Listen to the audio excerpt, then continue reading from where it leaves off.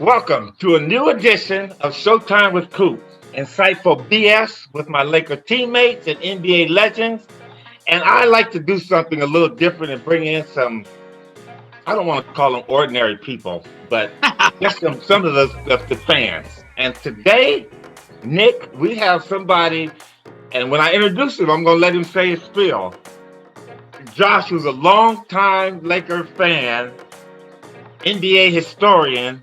Welcome to the show, Josh. Showtime with Coop is powered by FanDuel, the exclusive wagering partner of the CLNS Media Network.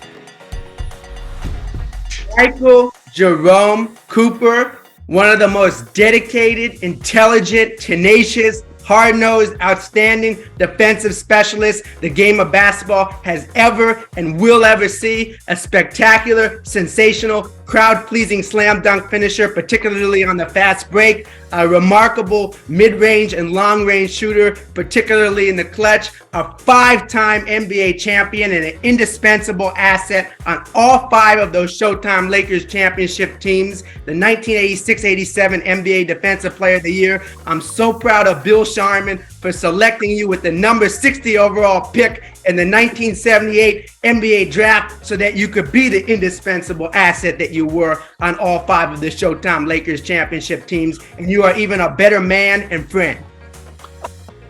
And I look forward to seeing you enshrined into the Naismith Memorial Basketball Hall of Fame because you deserve it. There's nothing left to say, Coop. I don't have anything else to say, man. Josh said it all. Hey, welcome, Josh. All right. I'm enjoying these guys getting the money. I really do. I think one of the things that they have to do, the league, and I wish they would do this, and Josh, I want to hear your take on this a little bit, is kick some of the money back to absolutely. the players. And kick it. Absolutely. Yeah. Absolutely. Positively. 100%. I think they need to do something like that. I've never heard that, but man, I'm not kidding. And if you're joking, I think you're dead ass wrong because they should do that. You guys paved the way, and some of these guys, like Bill Russell's dead, but he didn't make the kind of money that you even made at all. Yeah, 2 jobs. A lot of them. That'll shut up JJ Redick for life, maybe. I just hope. You know what? I think it also would help. Not necessarily, as you said, John Havlicek, Bill Russell, Elgin, their families. You guys have passed on, but you got to give some money back to their family because you know what? The struggle is still on for them, and that's what I would like the Players Association to do because it is so much money being made.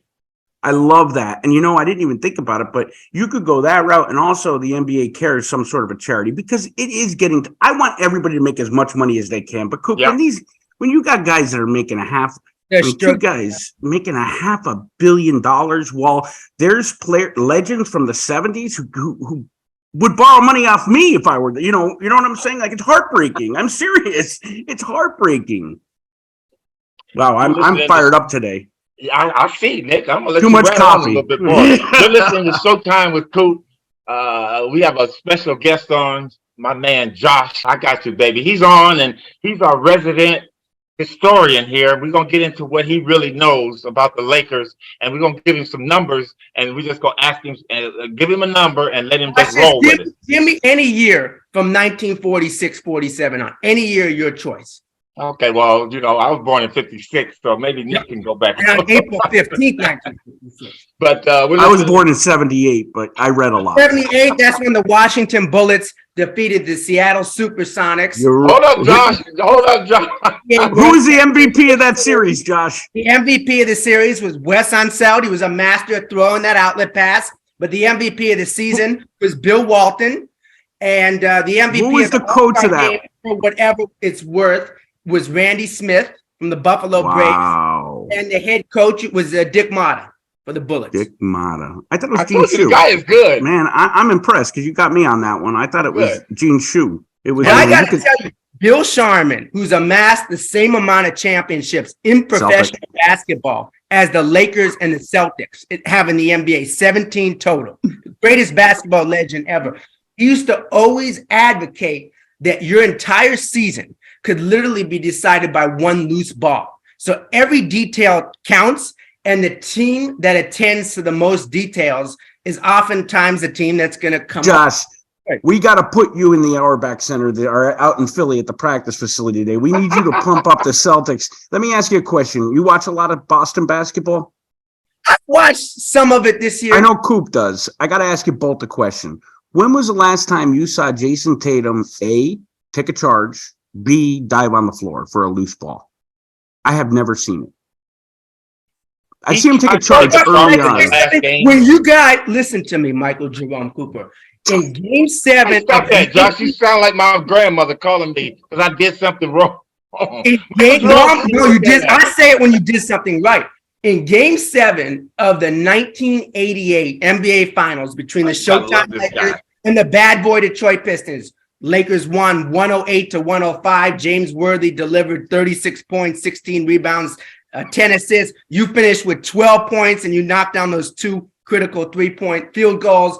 Irvin Magic Johnson, 19 points, 14 assists. Baby B, Byron Scott, 21 points. But my point is there were 3 separate Lakers that took a charge in that game. One was you, one was Michael Thompson, and one was Irvin Magic Johnson. 3 separate Lakers took a charge that game. That was a game that was decided, and a season that was decided by 3 points. Wasn't that also a game where Bill Laimbeer got called for a phantom foul on Kareem? That was Game 6. They get the fuck out of here with that shit. He fouled. That's the only way he could guard Kareem. That's the only way he could guard Kareem is by fouling him. Him and the fat ass Rick Mahorn. Fed up with them guys trying to be the Bruise Brothers or whatever they were called at that time. The bad boys. I'm tired of that. Cat was killing both of them with the sky hook. Anyway.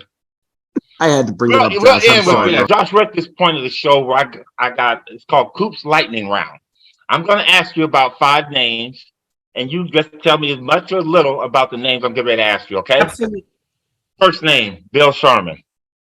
Bill Sharman was the most intense competitor and committed professional in the NBA during his time, who invented the day the game shoot around, was avant-garde in so many ways when it came to analyzing his opponents, dissecting their tendencies, conditioning themselves for games. He was selected to compete in the NBA All-Star Game each year from 1953 to 1960, was an All-NBA first-team selection from 1955-56 to 1958-59. He helped lead the Celtics to their first 4 championships, playing alongside Bob Cousy, Bill Russell, Tommy Heinsohn, Frank Ramsey in all 4 of those circumstances, and Sam and Casey Jones in 3 of those circumstances, playing under the legendary Arnold Red Auerbach. But then he became the most innovative Hall of Fame coach in history, instituting his inventive preparation and conditioning tactics that he had previously utilized as a player with the teams that he coached. It not only triggered unparalleled success, but it defined literally the modern day methodology for day of the game preparation for the basketball world. He guided the Cleveland Pipers to a championship in the ABL in 1962. Then he guided the Utah Stars to an ABA championship in 1970-71. And then in 1971-72, he was named the NBA Coach of the Year by a landslide, but he guided the Lakers to their first championship in Los Angeles, led by Jerry West and Wilt Chamberlain, and they won a professional sports record, 33 consecutive victories, and they dominated the NBA. But then Bill Sharman was the general manager of the Lakers from September 17th, 1976 to June 24th, 1982.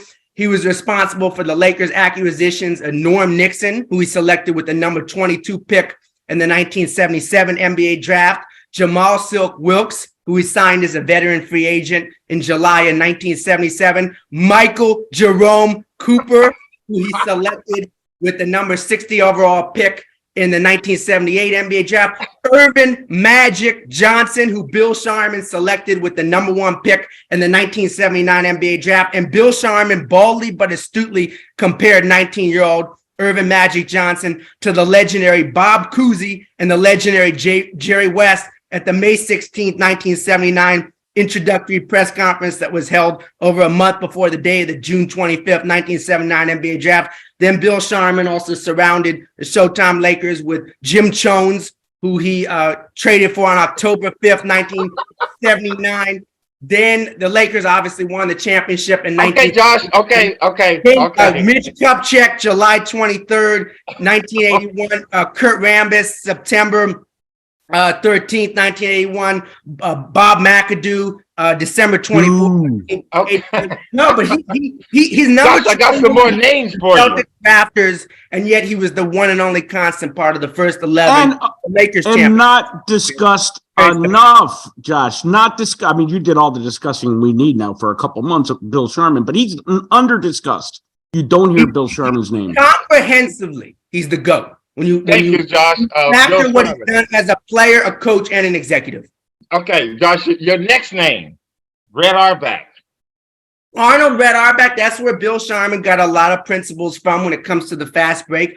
Arnold Red Auerbach led the Celtics to, as a head coach, championships in 1956-57, and then 8 consecutive championships from 1958-59 to 1965-66. He really understood how to utilize Bill Russell. And he understood that when Bill Russell throws that outlet pass, that's what really makes his mastery on defense translate to a fast break offense. But he was also the executive of all those that put together those teams.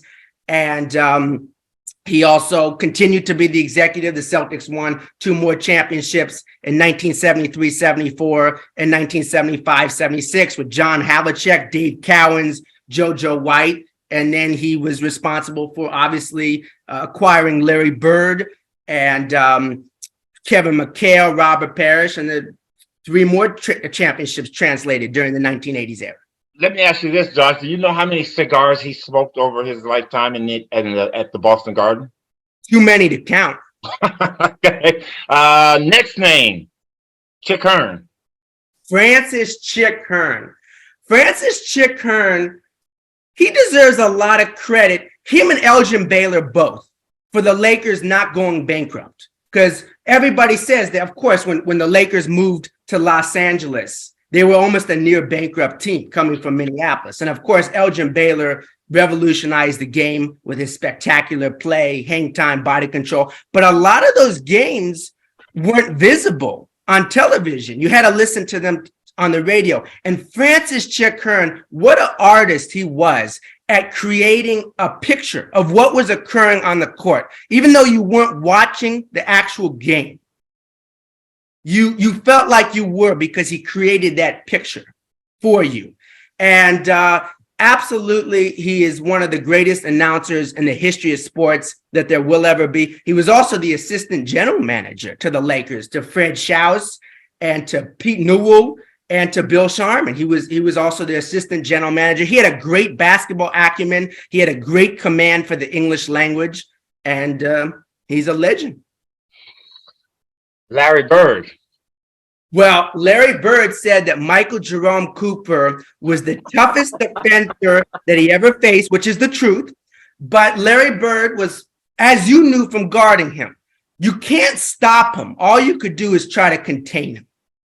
If you could hold him to 20, 21, 22 points, maybe 8 rebounds, 5 assists, that was an accomplishment. Larry Bird was, he was fundamentally sound. What was his weakness other than he couldn't jump out of the gym? He was a pure and deadly shooter from 3-point territory, from mid-range, from the charity stripe. He was a prolific scorer in transition. He was a prolific scorer in the half-court setting. He created his own shots. He could curl and shoot. He could catch and shoot. He had masterful moves in the pivot. He had that turnaround jumper. He played with his heart and his brain. You can't say that about too many players, but he always played his heart out. He would dive into the stands for loose balls and scrape his knees, and he had a lot of the characteristics and qualities of Kobe Bryant with the Mamba mentality, putting his mind over his body through agony. And he would dive in the stands for loose balls, but he also used his mind. And he was defensive minded. He was just awesome. And of course, he's a 3-time champion. He's a 2-time Finals MVP, and he won the MVP of the NBA 3 consecutive seasons, each year from 1983-84 to 1985-86. And if it wasn't for his injuries, maybe he would have even had a more illustrious resume full of accolades. You can't always judge a player just on their accolades because there are factors such as injuries that maybe compromise what a player otherwise could have done. You also have to remember that he played during the most intensely competitive era, maybe. But Earvin Magic Johnson and Larry Bird were at the forefront of spearheading the NBA's miraculous rise in popularity, from struggling television ratings and attendance to the epicenter of popular culture that it's become. And that really is more large scale than any stats or accomplishments. Truly. Well, you've already took my fifth guy. That's Magic Johnson. Earvin Magic Johnson, the most dazzling, spectacular, and sensational conjurer with the basketball in his hands. The most dazzling, spectacular, and sensational playmaker. He was most in his element. He was most dominant. He was most unstoppable. He was most dazzling in the on a fast breaker in the open court. But he had the versatility that he could dominate in the half court as well. He had a junior sky hook with both hands. One of my favorite game-winning baskets in the history of the NBA is his junior sky hook in Game 4. Over who? What game? Over the Boston Celtics in Say it again, Josh. Over the Boston Celtics in Game 4 of the 1997. I still feel that pain watching that live at my grandmother's house. We thought we were winning that game, man. Magic over all three, the big three, over all three. And if he missed, Kareem would have dunked it in. Yep. You know, let's be honest. But that ball did not go out off of Kevin McHale, where Kareem got the 2 shots down the play before. Stop all this crying. Josh, finish I gotta tell you, Earvin Magic Johnson was absolutely as captivating an entertainer as we've ever seen on a basketball court, and maybe we will ever see on a basketball court. But his personality also was so well suited to, as I said, spearhead the NBA's miraculous rise in popularity. And when he delivers a public speech, wherever he goes, he moves the entire room better than any politician I've ever seen. Honestly, he unifies people. The Showtime Lakers, led by him, unified the city of Los Angeles and our popular culture. And of course, he's a 3-time Finals MVP in 1980, 1982, and 1987. 1980, we all remember what happened in Game 6 of the 1980 NBA World Championship Series in his rookie season when he jumped center in replacement for Kareem Abdul-Jabbar, scored 42 points, secured 15 rebounds, dished out 7 assists, led the Lakers to their championship of the Showtime era. Josh. Along 15 assists. No, he had 15 rebounds and 7 assists. 15 rebounds, 7 15 assists. rebounds and 7 assists, led the Lakers to their first championship during that Showtime era. And Google it. It was the first, it's still to this day, the only circumstance where a rookie was named the NBA Finals MVP. Then again against the 76ers in 1982, the Lakers won in 6 games. I remember the Game 6, the box score, the Lakers won 114-104. You finished with 16 points. Bob McAdoo, 16 points. Storm and Norman Nixon, 16 points. Kurt Rambis, 8.7 rebounds. Kareem Abdul-Jabbar, 18 points, 11 rebounds, 5 blocks. Of course, Jamal Wilkes actually led them in scoring with 27 points. But Earvin Magic Johnson, 13 points, 13 rebounds, 13 assists. He only attempted 3 shots from the field. He went 2 or 3, but he dominated the game without even really shooting shots from the field. Then, of course, in 1984-85, the Lakers defeated the Celtics in the NBA World Championship Series for the first time ever, following 8 previous finals losses historically. Kareem Abdul-Jabbar was the MVP of that series, but he was also super. Earvin Magic Johnson he had one of the greatest seasons ever in NBA history in 1986-87. He averaged 23.9 points per game, 12.2 assists per game, 6.3 rebounds per game. And like a Magic man would do, he gave the MVP trophy to his dad, Earvin Johnson Sr., who was a great man. And I know he instilled all the values in Earvin Magic Johnson that produced Magic, literally. But you guys, you defeated the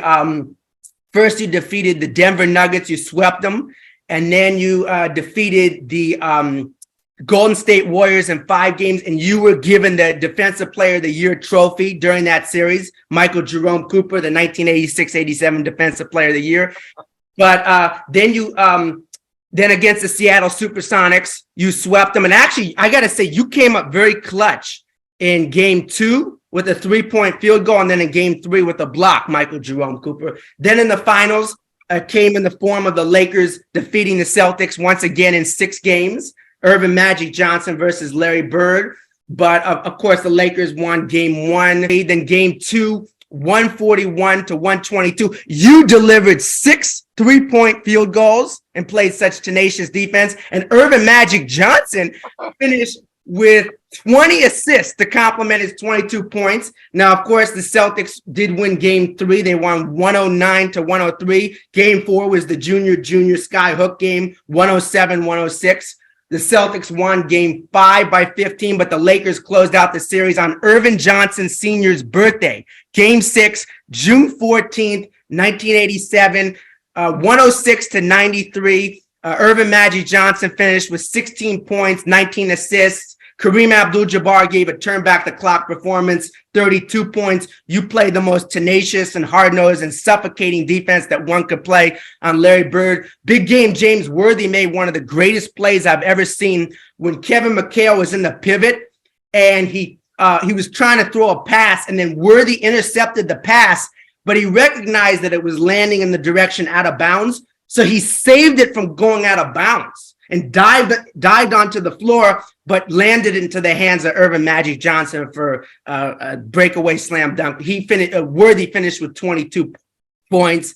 Michael Thompson, 15 points, and did such a great job on Kevin McHale defensively. And Hey, Showtime fans, I'm Nick Gelso, and it's summer. It's officially arrived. If you're like me, you're juggling your fitness goals with barbecues and family time. That's where Factor, America's #1 ready-to-eat meal kit, comes in. Save time and stay on track with wholesome, delicious meals delivered right to your door so you can get back to enjoying life and enjoying the summertime sunshine. Forget the grocery shopping and kitchen mess. Factor meals are ready to heat and eat in just 2 minutes. Looking to shed those winter pounds? Factor offers dietitian-approved calorie-smart meals. Or need a boost on protein for your summer workouts? Their Protein Plus meals pack 30 grams of protein or more. Indulge yourself in our newly added gourmet surf and turf options, like the succulent roasted garlic filet mignon and shrimp, and mouth-watering Cajun spice shrimp and salmon. And for those on a specific diet path,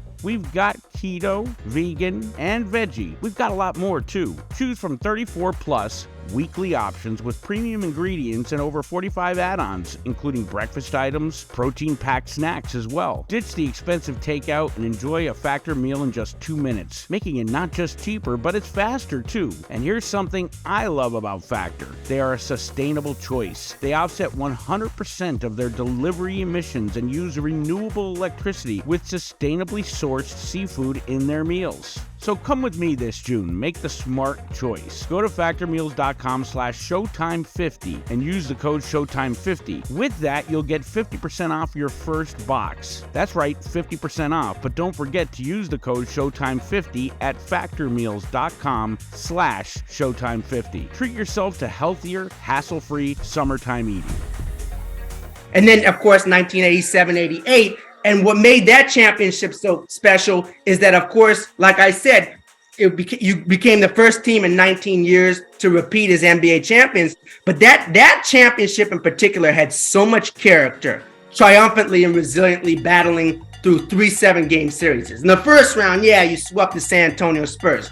But then against the Utah Jazz, that was a tough series, and you defeated them in 7 games. Dallas, I don't think should have won 7 games at all. But it did, and at least you won. You won every home game. You lost every away game. And Dallas was a good team, though, no? Dallas was a good team. What's that? Dallas had good Aguirre, Rolando Blackman. Of course, absolutely. But I Brad Davis.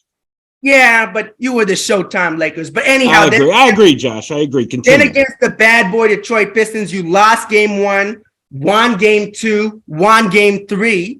Lost game 4, lost game 5, but then won game 6. Isiah Thomas delivered one of the most magnificent performances ever in the history of the NBA Finals. And he let you know it. 23 points, and he scored 25 points in the third quarter, and he sustained a sprained ankle, and he continued to play. And it looked like the Pistons were going to close it out. But Byron Scott answered with that clutch, like running jumper. And then the Lakers got another stop. And then Kareem Abdul-Jabbar was fouled by Bill Laimbeer, and he knocked down those 2 clutch free throws to propel them to victory. And then I already broke down Game 7 earlier. Okay. Oh my God! The whole history of the NBA. Okay. Just change the subject for a little bit. He would want me to bring everyone into it too, because he was the flashiest, unselfish player that I ever saw.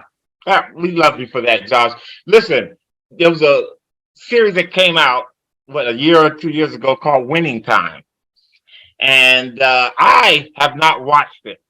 But Josh, tell us a couple of your thoughts on the series Winning Time. And the Lakers have countered that with a new kind of like autobiography or documentary called The Legacy. I was at the forefront of Legacy, the true story of the LA Lakers. I don't want to say too much, but let's just say that I was actually correcting historically inaccurate statements made by various basketball luminaries in the editor's cuts. Like they would make a mistake and I would literally notice that a mistake was made. What were a couple of the mistakes?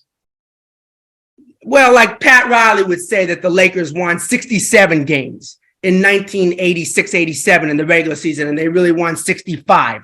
Or John Sally would say that Isiah Thomas scored 41 points in Game 6 of the 1988 NBA Finals, and he really scored 43. But I found and provided the oldest footage of Kobe Bryant that's featured in the 10-part docuseries that I sent, and really, I think I noticed like over 30 pages of critical errors in the editor's cuts and helped write it, and really, I put my heart and soul into it. I really did. I was the hardest working person there, and I put my heart and soul into it. I really did.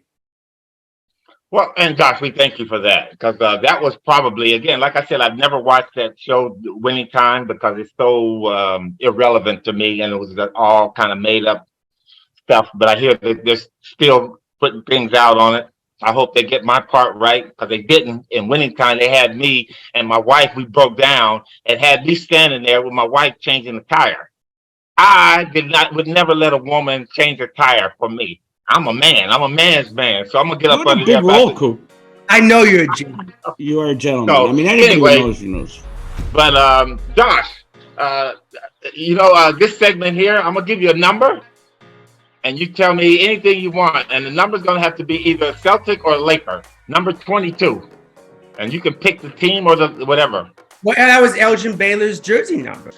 I've never seen anything more spectacular than a Cooper Loop slam dunk on a basketball court. But that, obviously, Michael Jeffrey Jordan, obviously the Kobe Bean Bryant, the most unguardable, spectacular, sensational scorer I ever saw, who's even more committed, competitive, and outstanding on defense. But I know that everyone from the 1971-72 Lakers wanted him to feel that he was a part of that championship. Showtime with Coop is powered by FanDuel, the exclusive wagering partner of the CLNS Media Network. Sign up at FanDuel.com/Boston. New customers get a no-sweat first bet up to $1,000. That's bonus bets back if your first bet doesn't win.